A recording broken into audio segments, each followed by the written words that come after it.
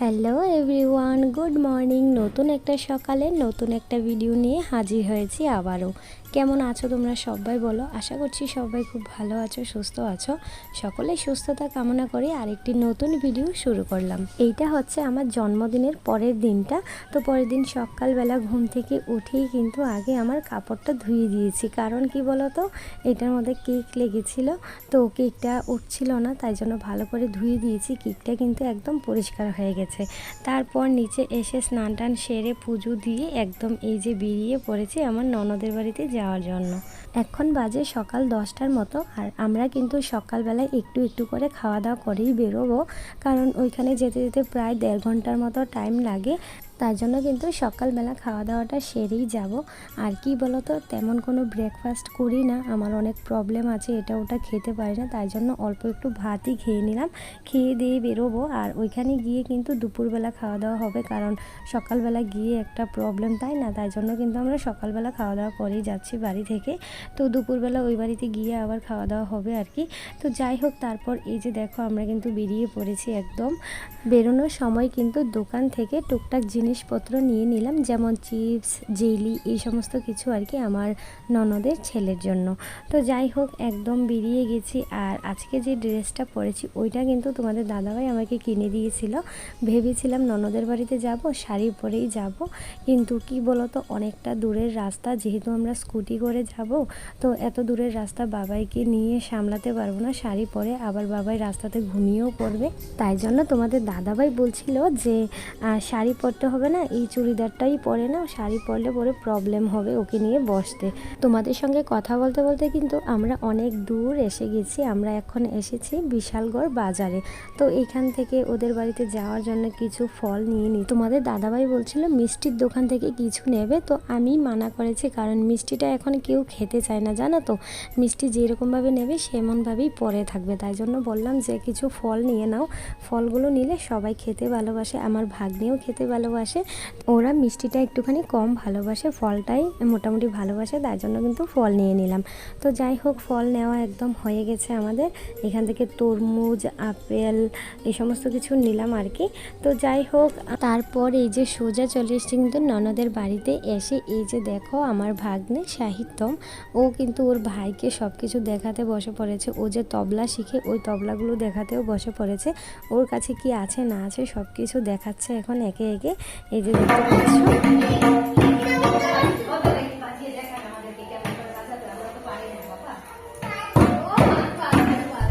আমরা এসে কিন্তু ওদেরকে বাড়িতে পাইনি। আজকে যেহেতু শনিবার ছিল, সাহিত্যমের তবলার ক্লাস ছিল, তো ওইখানটায় চলে গেছিল। এসে 1 ঘন্টার মতো বসেছি, তারপর কিন্তু ওরা এসেছে। তার মধ্যে আর কোনো ভিডিও শ্যুট করা হয়নি। তো ওরা এসেছে, তারপরই কিন্তু আবার ভিডিওটা স্টার্ট করলাম। এইখানটায় দেখো আমার ননদ এই যে তরমুজ আর হচ্ছে আঙ্গুর দিয়েছিল, তো ওইটাই খেতে বসেছিলাম এখানটায়। আর ঘরে না প্রচুর গরম লাগছিল, তার জন্য কিন্তু বাইরে একটা খাটের মতো ছিল, মানে বারান্দায় আর কি। তো ওইখানটায় বসে বসে সব কিছু দেখছিলামও আর খাচ্ছিলামও বসে বসে। আর এদিকে দেখো আরেক দুষ্টুর অবস্থা, এত রোদের মধ্যেও কিন্তু সাইকেল নিয়ে বেরিয়ে গেছে, সাইকেল চালাচ্ছে। এইদিকে আমিও কিন্তু ড্রেস চেঞ্জ করে একদম একটা নাইটি পরে নিয়েছি, প্রচুর গরম। আর এদিকে দেখো প্রচুর গরম, আর এদিকে আমার মুখেও একটা গোটা ফুটে গেছে। এদিকে বাপ বেটা মিলে ফোন দেখতে শুরু করে দিয়েছে। ক্যামেরাটা ওর দিকে ঘোরালেই দেখো মুখটা কেমন করছে, তাই জন্য কিন্তু বকা দিচ্ছিলাম যে তোমাকে একদম ভালো লাগছে না, এরকম করবে না মুখটাকে। তো ওকে একটুখানি বিরক্ত করছিলাম, আর হচ্ছে জিজ্ঞেস করছিলাম যে তুমি কি দেখছো ফোনে এত মনোযোগ দিয়ে। তো দেখিয়ে দিল যে কি দেখছে, আর বলছিল আমাকে ওদের বাজারটা একটুখানি ঘোরাবে, আমাদেরকে নিয়ে যাবে। তো সোজা একদম সন্ধ্যাবেলায় চলে এসেছি কিন্তু বাজারে। এখানে এসে একটা ব্লাউজের দোকানে ঢুকেছি। তো ব্লাউজগুলো পছন্দ হচ্ছিল না ঠিকঠাক, মানে একটা কেমন লাগছিল। তো একটা পছন্দ হয়েছিল, এইটা কিন্তু প্রচুর দাম বলেছে, 700 টাকার মতো। তো এই দামে আমাদের আগরতলা থেকেই আমি নিতে পারবো আরও কম দাম দিয়ে সেম ব্লাউজ, তাই জন্য আমি আর নিইনি। তো যাই হোক, এই দিকটা একটুখানি বাজার ঘুরবো, অনেক দিন পর কিন্তু এসেছি। ব্লাউজগুলো কিন্তু অতটাও পছন্দ হচ্ছিল না, তাই জন্য আর নিইনি। তো যাই হোক, তারপর এই যে একটা দোকানে চলে এসেছি। এইখানটায় শাখার মতো ডিজাইন করানো চুড়িগুলো পাওয়া যাচ্ছে, এগুলো আমার ছিল না, তো ভাবলাম একজোড়া নিয়ে নিই, আর দামটাও ঠিকঠাক ছিল।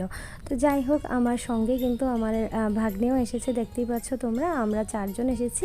তো যাই হোক, বেশি কিন্তু কিছু কেনাকাটা করিনি, আর এইখানটায় কেনাকাটা করার জন্যও আসিনি, শুধুমাত্র একটুখানি ঘুরবো বলে এসেছি। আর এইখানটায় না আমাদের বাড়ির দিকের মতো এত ফাস্ট ফুডের দোকান নেই, মাত্র কয়েকটাই ছিল।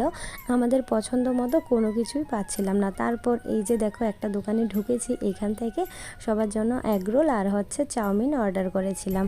সাহিত্যমকে জিজ্ঞেস করছিলাম যে তুমি কি খাবে বাবা, বলছিল চাট খাবে, কিন্তু চাটের দোকান আমি খুঁজেই পাইনি।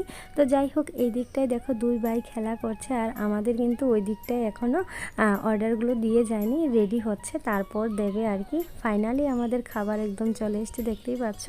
আর এগুলো কিন্তু সাহিত্যমের পছন্দ মতোই নেওয়া হয়েছে, এই যে চাউমিন আর হচ্ছে রোল।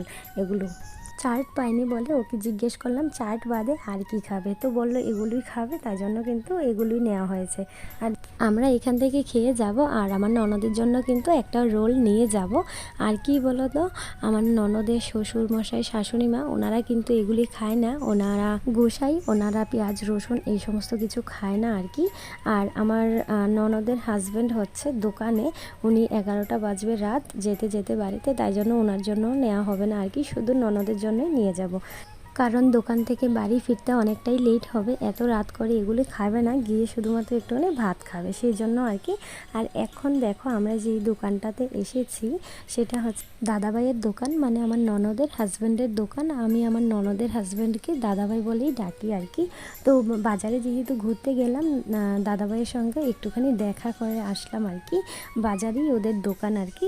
তো যাই হোক, তারপর কিন্তু সোজা বাড়িতে চলে এসেছিলাম, এসে দেখছি এই যে আমার ননদ রানী কিন্তু রান্না বান্না শুরু করে দিয়েছে। চিকেন রান্নাটা কিন্তু অলরেডি হয়ে গেছে। তোমরা অনেকে হয়তো ভাববে আমার ননদকে আমি ভিডিওতে দেখাচ্ছি না কেন বা দেখাই না কেন, আসলে কি বলো তো, আমার ননদ রানী অতটা ভালোবাসে না ক্যামেরার সামনে আসতে, তাই জন্য কিন্তু আমি ওকে বেশি একটা দেখাচ্ছি না। তাও রান্নার এই জায়গাটাতে একটুখানি লুকিয়ে লুকিয়ে ভিডিও বানিয়েছি আর কি। সবাই তো আর সমান হয় না, কেউ কেউ ভালোবাসে, কেউ কেউ ভালোবাসে না, এটা কোনো প্রবলেম না। তো যাই হোক, আমিও কিন্তু এখন চলে এসেছি উনুনের কাছে রান্না করব বলে, ননদ রানীকে একটুখানি হেল্প করে দেওয়ার জন্য। তো যাই হোক, চিকেনটা তো হয়ে গেছে, তোমরা দেখতেই পাচ্ছ। আমি আসার আগেই কিন্তু চিকেনটা একদম রেডি হয়ে গেছে, শুধুমাত্র একটুখানি জাল করারই বাকি ছিল। তো ওইটা হয়ে গেছে, এখন হবে মটন রান্নাটা।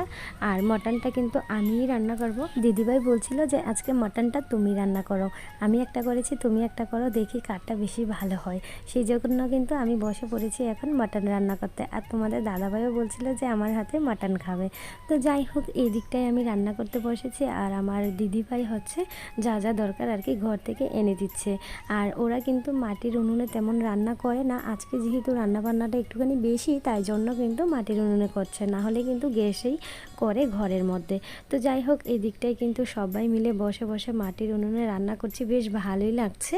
তো যা যা রেডি হয়ে গেছে ওইগুলো ঘরে নিয়ে যাচ্ছে দিদিভাই এখন। আর এই দিকটায় আমার বাবাই আর হচ্ছে সাহিত্যম, তোমাদের দাদাভাই, সবাই মিলে কিন্তু একদম গোল করে বসে আছে, ভালোই লাগছিল কিন্তু বেশ। ভিডিওটা যেহেতু পরে এডিট করছি, তোমাদের সঙ্গে বলেই দিই যে চিকেন রান্না মটন রান্না দুটোটাই কিন্তু বেশ ভালো হয়েছিল। কারণ বেশি কিছু তোমাদের সঙ্গে আর শেয়ার করবো না, এখানেই শেষ করবো ভিডিওটা, তাই জন্য কিন্তু এখানেই আমি বলে দিলাম আর কি। আর যে সবগুলোই কিন্তু রান্না বান্না বেশ ভালো হয়েছিল, তোমাদের দাদাভাই বলেছে আমাকে। তো যাই হোক, আজকের এই ভিডিওটা তোমাদের সবার কেমন লাগলো অবশ্যই কিন্তু কমেন্ট বক্সে জানিও। সবাইকে টাটা, সবাই ভালো থেকো, সুস্থ থেকো।